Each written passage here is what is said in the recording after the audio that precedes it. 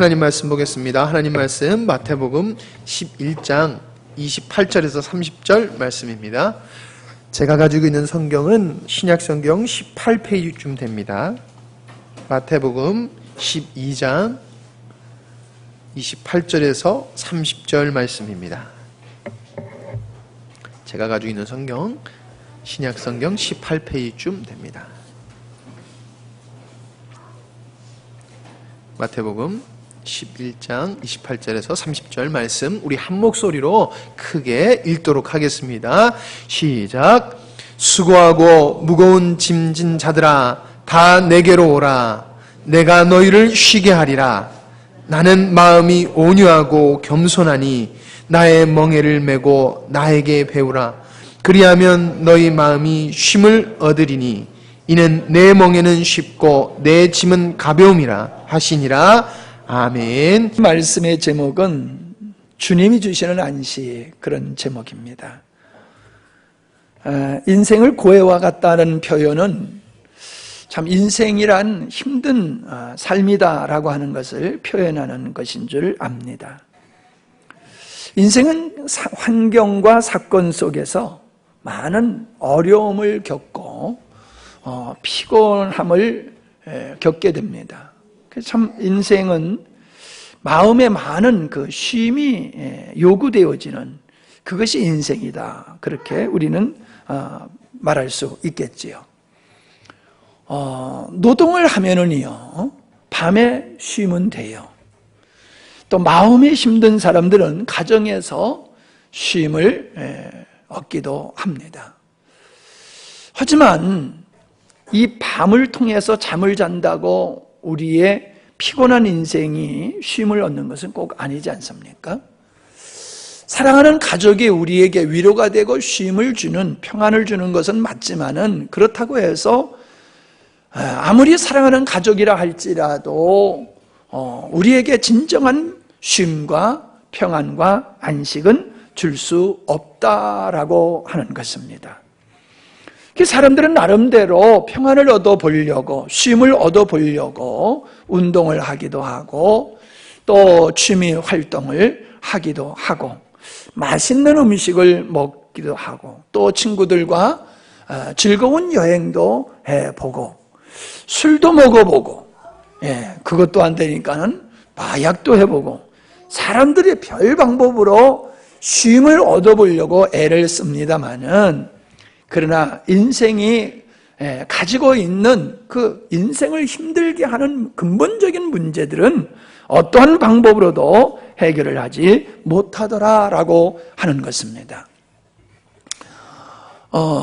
저는 여러분들에게 이런 좀 설교하는 내용과는 좀 다른 얘기지만은, 우리 인생을 살아가는 데 있어서요, 잠이라고 하는 것을 따져보면요, 엄청난 많은 시간을 우린 잠자리에서 보내고 있어요. 아무리 바빠도요, 잠 못 자면 안 되지요. 잠을 자야 돼요. 근데 잠자는 시간은 사실 죽어 있는 시간이거든요. 죽어 있어야지 쉼이 오지, 살아 있으면 쉼이 안 와요. 잠잘 때는 팍 죽어버려야 돼요. 무슨 말씀인지 알죠? 잠이 수고잠이라고 그러지요. 깊은 잠이 안 들면요, 잠을 자도 자는 것 같지 아니하고 피곤해 가시질 않아요. 그래서 저는 여러분들에게 다른 건 몰라도 잠자리란 참 편안한 잠자리로 여러분이 만드셨으면 좋겠다. 왜? 많은 시간을 잠을 자는 것으로 보내고 있고, 그 잠을 잘 자야지 우리가 보다도 육신의 쉼을 얻을 수 있고, 하나님은 우리의 육신의 쉼을 위해서 밤이라고 하는 걸 만들어 놓으셨잖아요. 밤이라고 하는 거. 그래서 우리가 이 잠을 잘 자게 하는 일에 잘 잘 수 있도록 우리가 참 노력하는 것은 참 필요하다. 그런 생각을 해보면서, 하나님이 왜 우리에게 밤을 만드셨는가?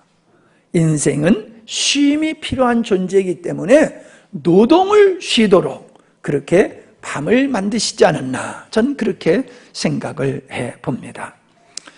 자, 오늘 말씀에 보면은 인생에 피곤하고 지친 영혼들을 우리 주님이 부르시면서 내게 와라, 내가 너희를 쉬게 하겠다라는 말씀을 하는 것을 보게 되어집니다. 저는 이 본문을 통해서 몇 가지의 말씀을 살펴보려고 합니다. 첫 번째가 주님께 초청받은 사람들이 어떤 사람이냐라고 하는 겁니다. 여기 말씀해 보니까는 수고하고 무거운 짐 진 자들이다, 이렇게 말씀하고 있어요. 수고하고 무거운 짐 진 자들아. 자, 이 수고하고 무거운 짐 진 자들아, 이 뜻은 뭐냐면은 많은 수고를 했는데도 여전히 짐을 벗어버리지 못하고 힘겨워하는 것을 말하고 있는 거예요.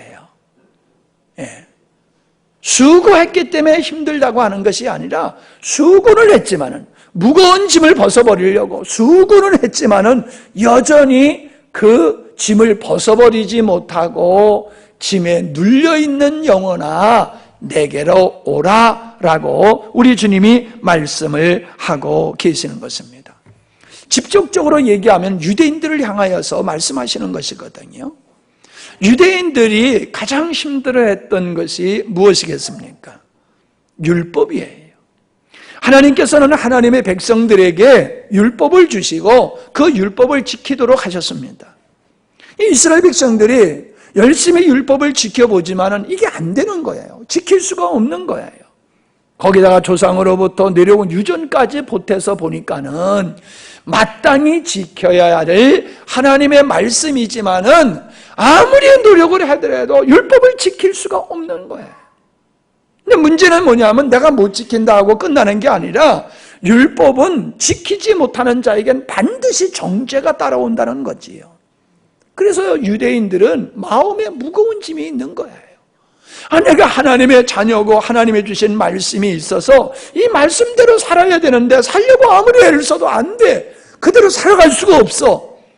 그러니 하나님이 사랑의 하나님, 은혜의 하나님으로 보여지기보다는 항상 진노하시고 책망하시는 그런 하나님으로 그들에게 비춰졌기 때문에 그들의 마음에는 즐거움과 기쁨과 평안이 없었다라고 하는 것입니다.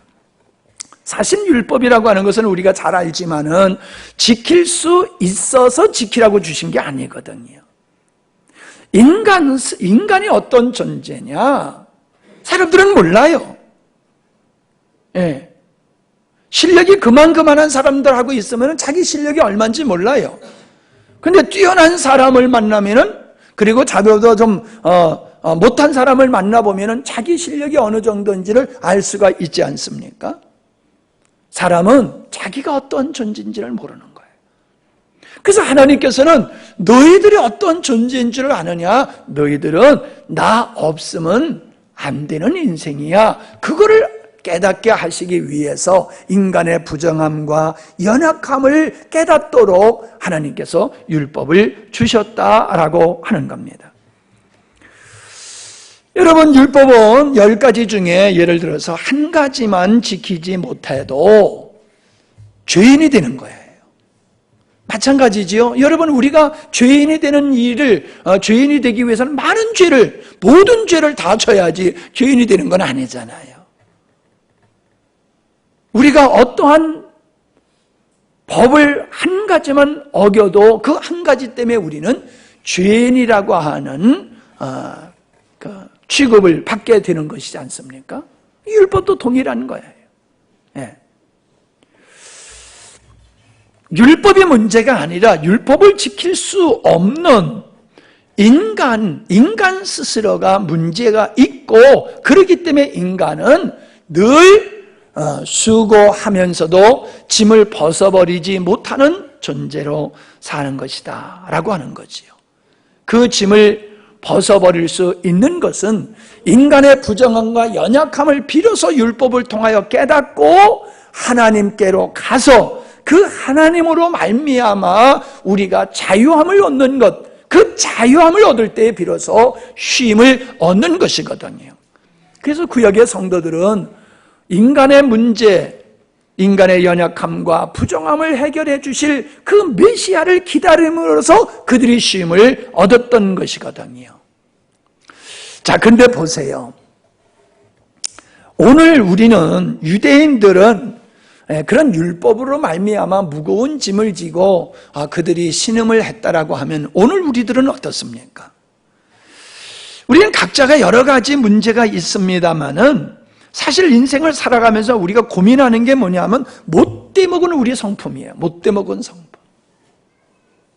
우리가 겉으로 보면 멀쩡하지만요, 우리 마음속에는 얼마나 못된 것들이 많이 있습니까?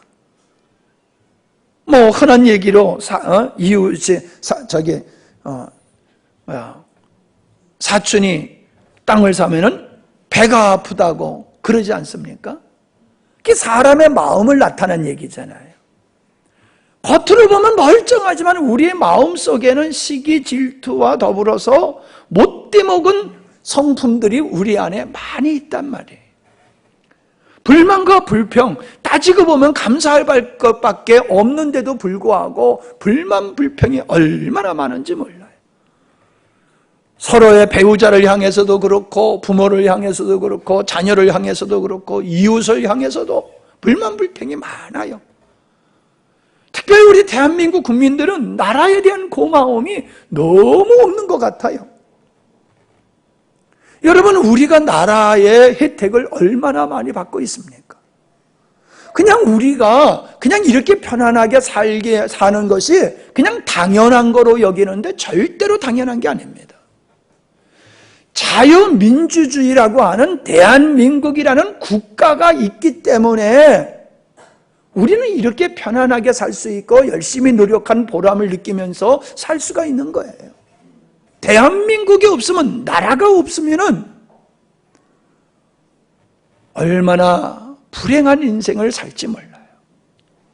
우리는 나라 없는 유대인들이 히틀러에 의해서 600만 명이라고 하는 사람들이 가스실에서 죽어간 역사를 알 수 있지 않습니까? 베트남이 공산화가 되니까는 그 남쪽에서 살던 사람이 배를 타고 자유를 찾겠다고 나가다가 바다에서 얼마나 많은 사람이 빠져 죽었습니까? 지금도 아프리카 지역에서 유럽 쪽으로 이민을 가는 말이 이민이지요. 그쪽으로 가서 살겠다고 오는 사람들 오지 말라고 막고 막 이래가지고 얼마나 많은 사람이 또 지중해서 지금 빠져 죽고 있습니까? 나라가 혼돈스럽고 나라가 어려우니까는 국민들이 피곤하고 국민들이 재산과 생명을 지키지 못하는 유리방황하는 그런 현상을 우리가 보고 있어요. 우리 어른들이 오늘의 이 경제 대한민국을 이루느라고 얼마나 고생을 했습니까? 자유민주주의를 지키기 위해서 얼마나 많은 분들이 피를 흘리셨습니까?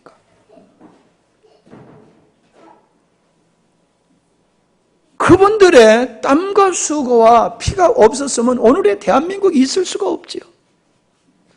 그런데 여러분 고맙게 여깁니까? 여러분 가만히 생각해 보세요.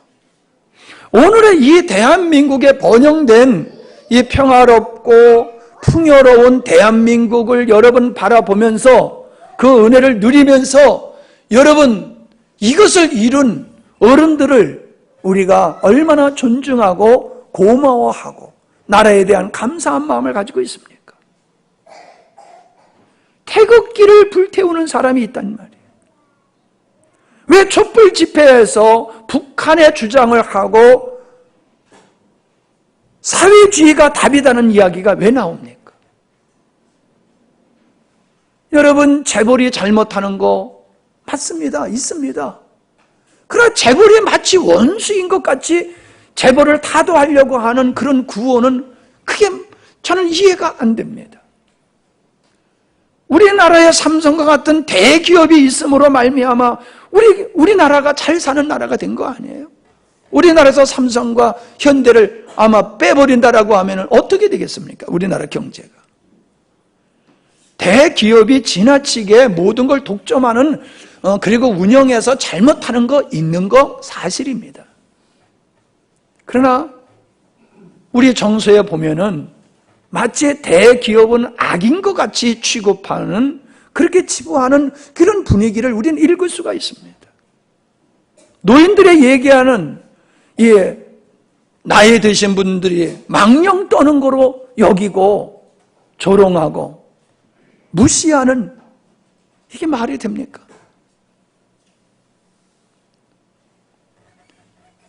여러분, 오늘날 많은 사람은 감사할 줄 몰라요.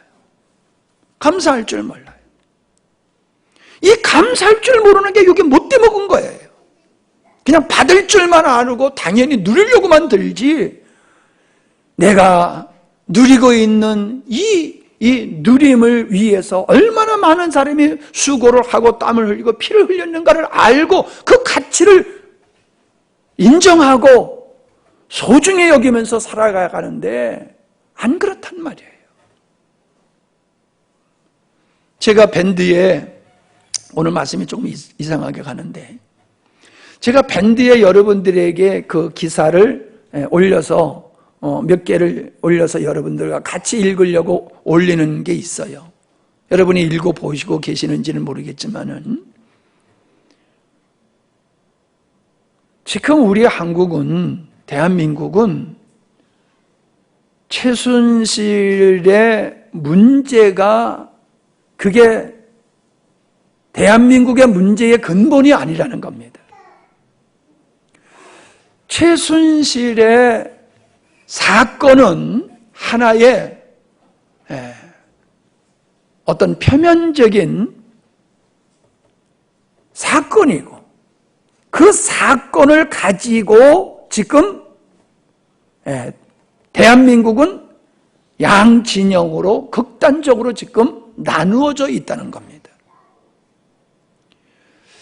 사건이 문제가 아니에요. 사건을 가지고, 물론 사건도 문제가 될 수 있죠. 그러나 사건을 가지고, 그게 사실이든지 아니면 그걸 만들었든지 간에 분명한 것은 이 사건을 통해서 우리 대한민국은 지금 양진영으로 나누어져 있다.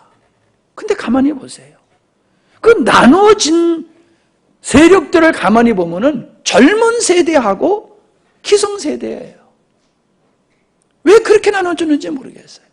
한번 생각해 보세요. 대한민국 국민이 나눠진다라고 하면 골고루 반으로 나눠지는 게 아니라 젊은 세대하고 기성세대하고 그렇게 나눠지는 거예요. 이건 여러분이 깊이 고민을 해봐야 돼요. 왜 이런 현상이 생겼는지를 젊은이들이 촛불 집회에서 주장하는 사람들의 그 주장과 그들의 의식이 무엇이며, 태극기를 들고 나가서 외치는 그분들이 어떤 부류의 사람들이며, 그분들이 뭘 염려하고 뭘 걱정하고 무엇을 주장하는지를 여러분이 비교를 할 수 있어야지 돼요. 선택은 여러분이 할 수밖에 없어요. 제가 어떤 걸 강요하고 싶진 않아요.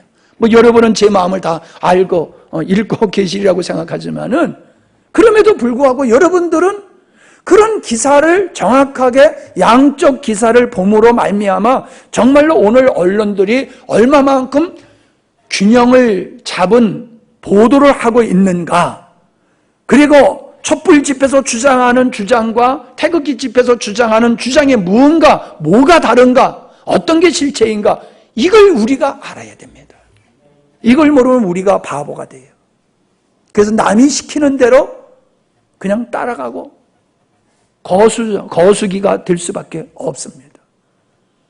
그 무지함과 어리석음 때문에 나라는 송두리째 그냥 망할 수가 있는 거예요. 여러분, 남의 일로 생각하면 안 됩니다. 촛불 집회하는 사람들이 주장하는 것도 여러분이 들어야 돼요. 태극기 집회하는 사람들이 말하는 것도 들어야 돼요. 어떤 것이 사실에 가까운 것이며 어떤 길을 가야지 대한민국이 편안할 수 있고 계속해서 안정과 번영과 신앙의 자유를 누릴 수 있느냐, 그 길이 어떤 것이냐를 우리는 생각해 봐야 됩니다.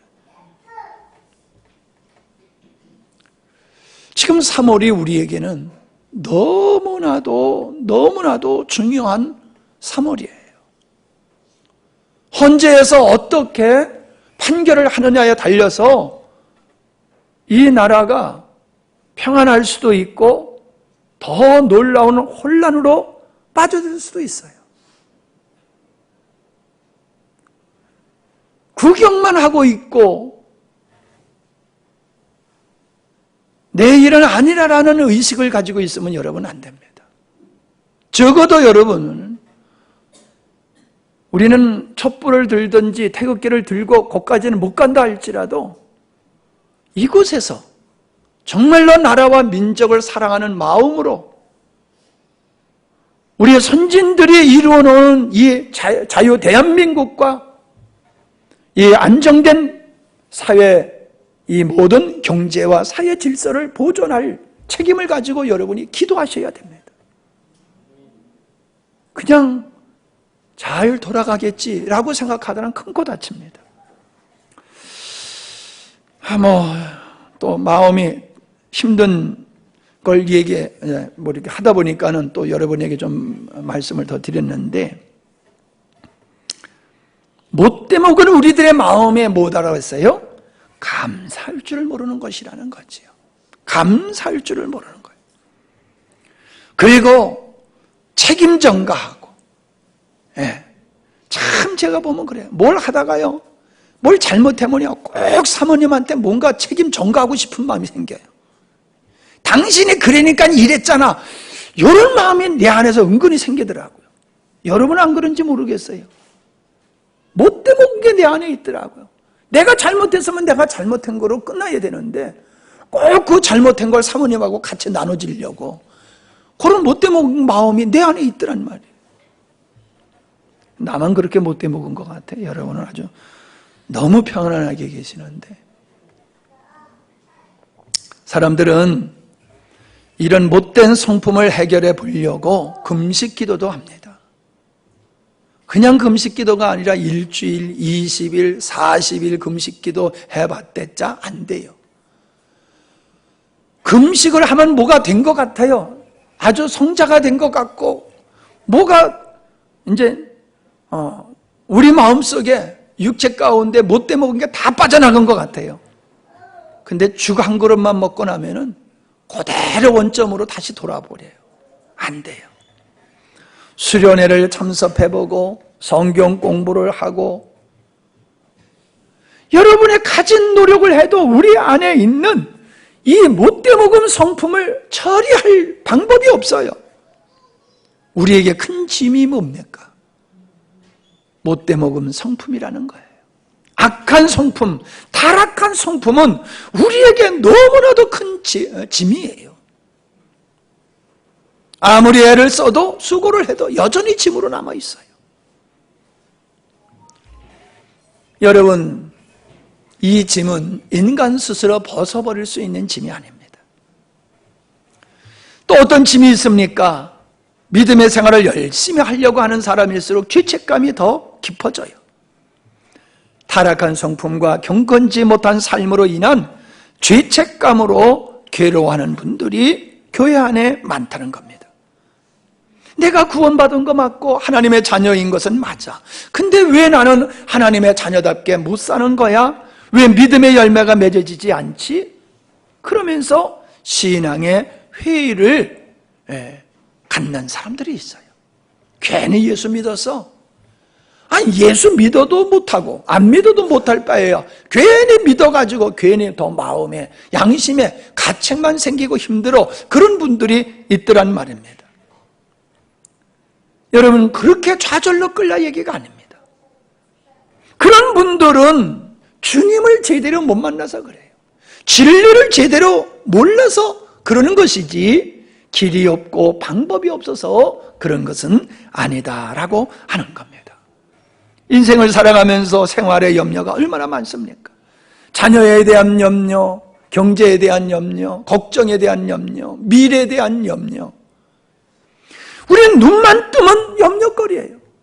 보이는 모든 것이 사실은 염려거리라고 볼 수가 있지요. 쉴 틈이 없을 정도로 우리에게는 수많은 우리에게 부담을 주는 사건들이 널려 있다라고 하는 겁니다. 여러분, 세상 것은요, 없어도 걱정이지만 있어도 걱정이에요. 무자식? 무슨 팔자라? 자식이 없는 게 상팔자래요. 예.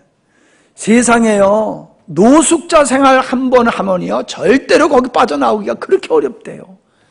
세상에 편한 게 노숙자래요. 우리가 보면 안 그렇지요? 노숙자들한테 얘기를 들어보면 그렇게 편할 수가 없다는 거예요. 세상 것이 있으면 없으면 불편해요. 근데 있으면 어때요? 이거 어떻게 될까? 돈이 있어 보세요. 금리가 올라가나 내려가나 걱정이고, 경제가 좋아지나 나빠지나 걱정이고, 도적이 들어올까 안 들어올까 걱정이고, 자식이 없으면 없어다고 걱정, 있으면 또 태어난 게 이게 제대로 클까, 뭐 속은 썩이지 않을까 걱정. 다 보세요. 내가 지금 건강하지요? 건강하다고 여러분 걱정 안 해요? 걱정하잖아요. 건강은 건강할 때 지켜야 된다 그러면서 열심히 좋은 거 잡수시잖아요. 건강해도 지금 걱정하고 있잖아요. 세상 것은요, 우리에게 온통 모든 것이 걱정거리더라 라고 하는 겁니다. 그런 걱정을 왜 하느냐? 우리에게 수고하면 해결할 능력이 없다는 거지. 이 해결, 인간이 가지고 있는 무거운 짐을 벗어버리게 하실 분은 오직 주님이라고 말씀하고 있는 겁니다.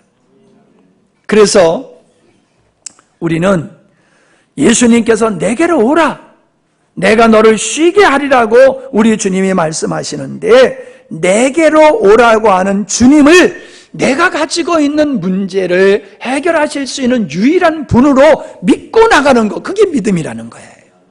그 믿음 속에 하나님의 위로와 평안과 쉼이 오게 되는 줄로 믿습니다. 언제 누가 예수님께로 옵니까? 첫째는 자신의 진짐을 스스로 벗어버릴 수 없다는 사실을 깨달은 사람이 주님께로 갑니다. 그리고 그걸 깨달은 순간 그 사람이 주님께로 가게 되어 있다라고 하는 겁니다.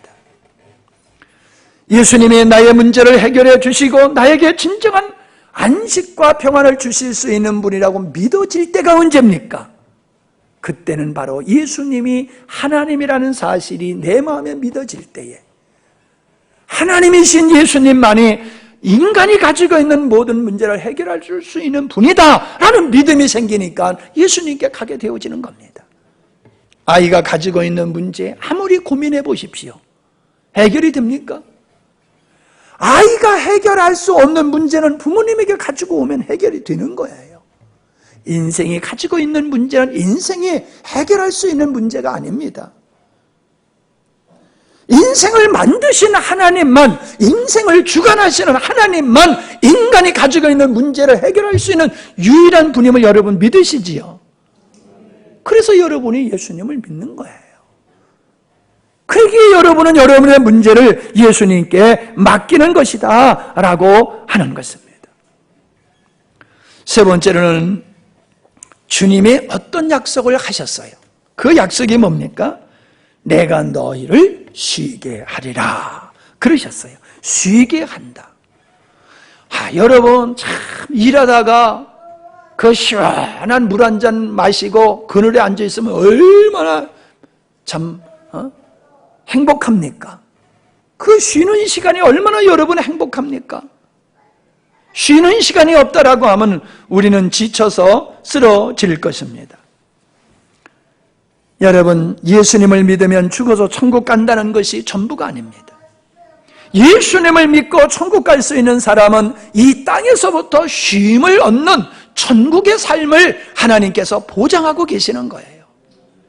나를 믿으라 그러면 너희가 구원을 얻으리라 하시는 우리 주님은 그걸로 끝나는 게 아니에요.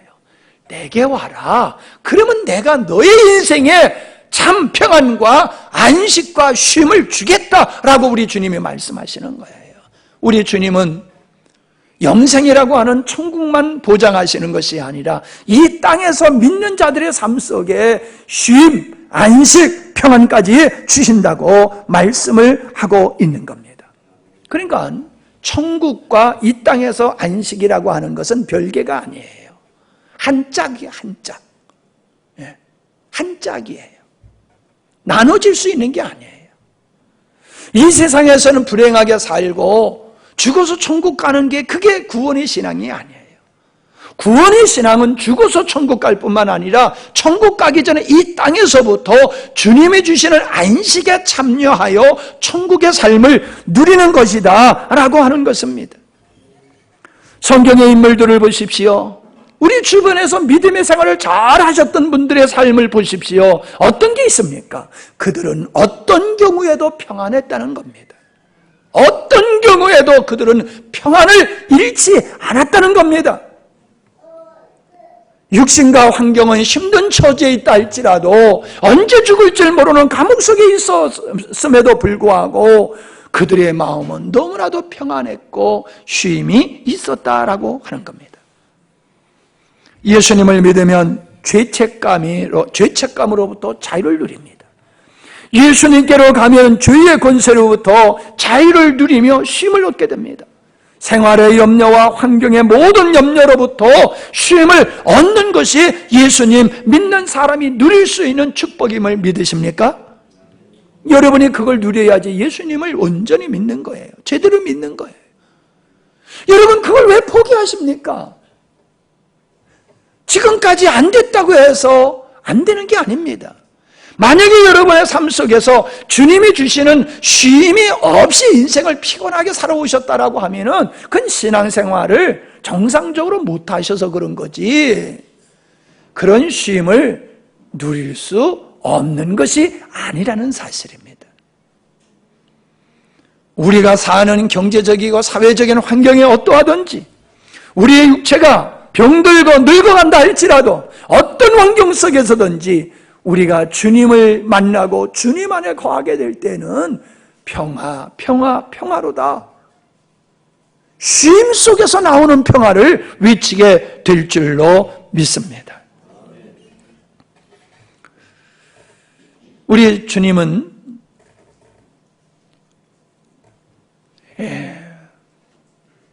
하나님은 첫째, 둘째, 셋째, 넷째, 다섯째 날까지, 여섯째 날까지 천지 만물을 창조하시고 마지막 일곱째 된 날을 안식일로 정하셨어요. 그 날은 하나님의 날이라고 정하셨어요. 이 날은 내 날이야. 이 내 날이 바로 안식일이야 라고 말씀하신 게 구약이에요. 그것은 예수 그리스도 안에서 누릴 수 있는 안식의 예표인 것이지요. 엿새 동안은 우리가 열심히 살아가. 그런 열심히 살아가는 삶 속에서 진정한 사람이 누릴 수 있는 안식은 없다는 거예요. 어디로 가야 돼? 안식일에 주는 주님, 주님께로 갈 때에 비로소 인생들은 안식을 누릴 수 있음을 보여주고 있는 겁니다. 우리 아이들을 보십시오. 부모님 품 안에만 있으면은 아이들이 안식을 누리지 않습니까? 여러분 부모님이 뭐 이렇게 전능자입니까? 아니잖아요. 부모님도 인간이잖아요. 나약한 존재잖아요. 그러나 아이들에게 있어서 부모님은 절대적인 존재란 말이에요. 그분을 신뢰함으로 말미암아 그냥 엄마 품에 안겨만 있으면 아이들은 평안을 누리고 있잖아요. 우리 하나님은 우리 부모님 정도가 아니잖아요. 절대적인 하나님이시잖아요.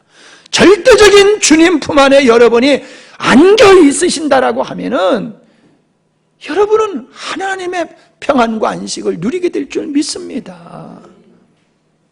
그게 신비한 거예요. 신비한 거예요. 그게. 제가 말을 안 하려고 하다 또 합니다만은 우리 이전도사가 마지막으로 남긴 말이 뭡니까? 내 마음이 호수물이야. 그게 가능한 겁니까? 어떻게 호수물이 됩니까? 그런데 세상을 떠나는 순간 내 마음은 평안이야 라고 하는 호수물이야 라고 하는 것은 그 호수물이라고 하는 그 평안함은 인간의 정을 뛰어넘는 거예요. 환경을 뛰어넘는 거예요. 그건 누리는 사람만이 알 수 있는 겁니다. 하나님이 주시는 평안, 하나님이 주시는 쉼, 이거는 인간과 관계 속에서 얽혀있는 그 복잡다단한 모든 것을 뛰어넘어서 그럼에도 평안을 누릴 수 있는 게 그게 주님 안에 있는 자의 모습이라는 거야. 그게 그냥 말로 평안 쉼이 아니라는 거예요. 환경과 사람, 가족과의 관계를 뛰어넘어서 하나님의 관점에서 평안을 누리는 거, 이 신비한 거예요. 이게 신비한 거예요. 허나 우리들은 작은 사건 앞에서도 흔들리고 요동하고 불안, 염려, 초조 속에서 우리가 살고 있지 않습니까? 좋은 침대에서 몸을 맡기고 자면서도 편히 잠을 못 자는 것은 우리의 믿음이 주님 안에 거하지 않기 때문이라는 것이죠. 무엇을 먹을까, 무엇을 마실까, 입을까, 이건 이방인들이 하는 것이다. 하나님의 자녀는 그게 아니라는 거예요. 왜? 아이가 부모님을 신뢰하고 부모님을 신뢰하는 마음속에 안식이 있듯이 하나님의 백성들은 주님 안에 거할 때에 하나님의 평강을 누릴 수 있다라고 말씀을 해주고 있는 겁니다. 네 번째로 보면은 주님께서 이렇게 말씀하십니다. 내 멍에를 미고 내게 배우라. 자, 이게 하나님의 평안을 누리는 방법이에요. 내 멍에를 메고, 자, 멍에를 메다라고 하는 걸 생각해 보면요, 우리나라의 소 멍에는 소 한 마리가 끄는 멍에예요. 간혹 보면은 소 두 마리가 끄는 멍에를, 그 멍에를 가지고 이렇게 밭을 가는 걸 여러분이 보시기는 했겠지만 보편적으로 우리나라는 소 한 마리가 끄는 멍에밖에 없어요. 그런데 이 소 멍에를 메일 때는요, 어미소와 새끼소, 힘 있는 소와 힘이 약한 소를 같이 멍에를 매게 한다는 거예요. 힘 있는 끼리 매게 하지도 않고 약한 놈끼리 매게 하지도 않고 서로 힘 있는 자와 힘이 없는 자, 그런 소를 같이 매게 하면요, 힘 있는 소가 주로 끌고 가고 옆에 있는 소는 그냥 보조만 맞추면은 이게 되는 거예요. 보조만 맞추면 돼요. 힘 있는 소, 어미소에게 보조만 맞추면 되는 거예요. 그러면서 또 뭘 합니까? 배우는 거예요. 배워. 아, 이렇게 멍에를 메고 가는 거로구나. 이렇게 썰애질을 하는 거로구나. 이렇게 밭을 가는 거로구나. 이렇게 수레를 끄는 거로구나. 새끼소는 어미소를 통해서 배우는 거예요. 멍에를 메고 일을 하면서. 인생은, 신앙생활은 독단적으로 하면은 안 됩니다. 반드시 우리 주님과 한 멍에를 메고 가야지 됩니다. 그러면 우리 주님이 모든 걸 다 하시는 거예요. 그냥 나는 신용만 하면 돼, 신용만. 그러면 주님이 다 메고 그 길을 가시는 거라는 거예요. 내 멍에를 메라고 쉼을 약속하시면서 왜 내 멍에를 메라고 말씀하시냐면은 그 쉼은 주님 품 안에서만 누릴 수 있는 것이라는 거예요. 주님과 상관없는데 그 쉼이 주어지는 게 아니라는 거지요. 주님께 맞추고 주님을 쫓아서 주님을 기준으로 삼고 살아가는 자가 평안을, 그 쉼을 얻을 수 있다라고 하는 겁니다. 흔히 우리는 멍에라고 하는 것을 속박으로 생각을 합니다. 그러나 여러분, 이 멍에가 속박의 의만 있는 것이 아니라 수단이라고 하는 것도 우리는 알 수가 있습니다. 우리는 자기의 사명을 멍에로 생각하지 않습니까? 주부로서의 사명을 멍에로 여긴단 말이에요. 가장으로서의 사명을 멍에로 여긴단 말이에요. 목사로서의 사명을 멍에로 여깁니다. 내가 감당할 일을 멍에로 우리는 표현하기도 합니다. 조금 앞서도 말씀드렸지만은 하나님이 언제 안식을 하셨냐 하면 당신의 일을 다 이루고 안식하셨습니다. 힘들어 쉬신 게 아니에요. 하나님의 안식은 당신의 일을 완성한 자체가 안식이 된다는 것을 우리에게 말씀해 주고 있는 겁니다. 우리 주님이 십자가에서 못 박혀 죽으시기 전에 마지막으로 하신 말씀이 뭡니까? 다 이루었도다. 우리 주님이 비로소 당신의 생명을 아버지께, 내 영혼을 아버지께 부탁하나이다 라고 하면서 운명하실 수 있는 그 순간이 언제냐? 당신이 이 땅에 오셔서 당신에게 주어진 사명을 다 완성했을 때가 이 세상을 떠나실 때였다는 거지. 우리 한번 생각해 보세요. 어떤 일을 하다가 일을 마치고 나면은 저녁에 잠자리에 들기가 어때요? 편안하지요? 근데 일을 하다가 중간에 일거리를 밭에다 놔두고 어디다 놔두고 그리고 잠을 자면 어떻습니까? 불안해요. 찝찝해요.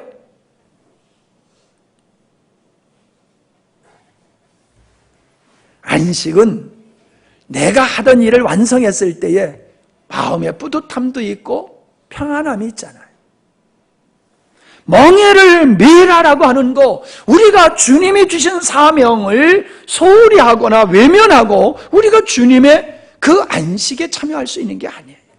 하나님이 우리에게 주신 사명을 우리가 충실히 감당할 때에 안식을 얻게 되는 것이다 라고 하는 것이지 않습니까? 배우라라고 말씀을 하시고 있습니다. 배우라.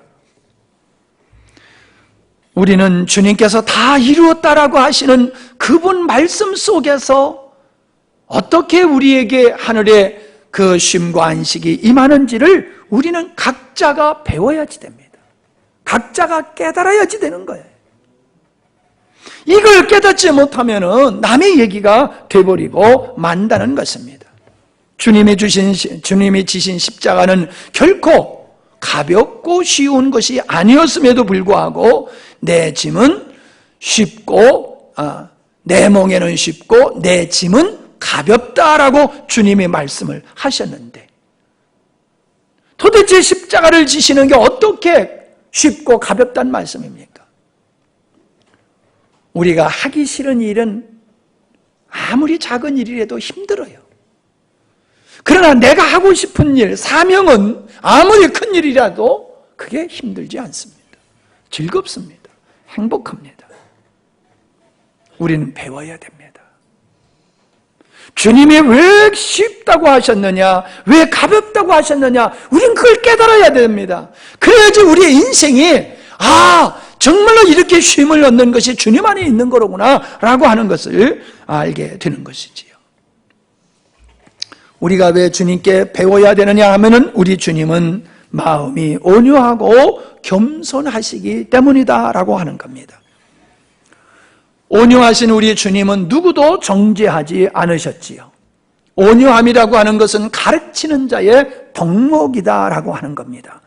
지도자가 많은 지식을 가지고 있고 능력을 가진다 할지라도 그보다도 더 중요한 것이 온유한 마음을 가지고 지도를 해야 된다는 것입니다.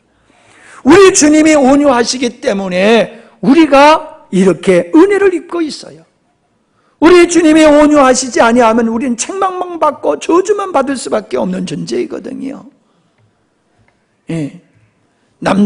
남편한테는 절대로 배우지 말아야 될 게 뭐라고 그래요? 운전.